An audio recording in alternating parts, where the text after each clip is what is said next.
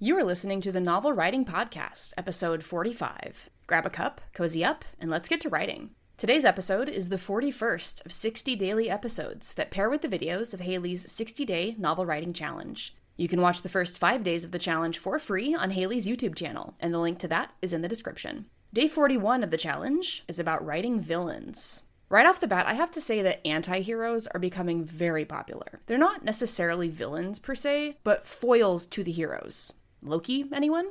It's more relatable to have an anti-hero whose motivations you can understand and maybe even sympathize with, even if their methods are not exactly morally acceptable.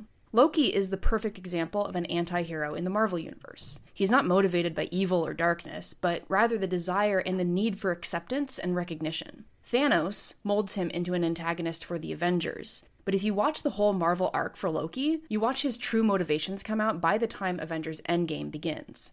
I think a lot of writers confuse villains with antagonists. Every story has an antagonist, while not every story will have a villain, or even an antihero. The antagonist is simply the obstacle to the protagonist. Whether it's the person, the weather, government, politics, natural disasters, the list of possible antagonists is endless. And if, side note, you're writing a story where the protagonist is actually the villain in a different story, that person is still your protagonist, where the hero, or I guess the anti-hero in that case, would then be the antagonist. So depending on the perspective that you're writing from in the story, your villain might actually be the protagonist, and the hero might actually be the antagonist. Just something to think about there. Good villains and good anti-heroes have backstories that help the readers understand where they're coming from. Even if we don't agree with what they do, we can see how it would make sense for them to reach that point. When I was writing The Prophet's Ruin, I ended up spending an entire virtual write-in, plus some time afterward, working on a complete, detailed backstory for the villain. And that inspired writing a villain backstory standalone book that I will do after the main series is over.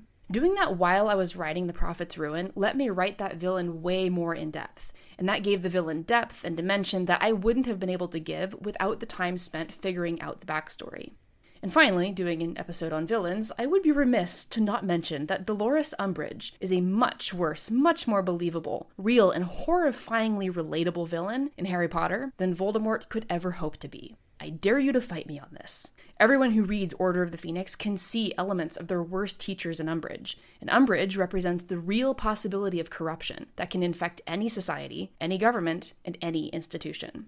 If you can write a villain as hated as Umbridge, I applaud you. That's it for this companion episode to Writing Villains. Thanks for joining me today, and I will see you tomorrow for day 42. Thanks for listening to the Novel Writing Podcast. If you're ready to stop struggling and start finishing your novel, check out the 60-day novel writing challenge. It's a step-by-step program designed for solo writers to complete their first draft with clarity and focus.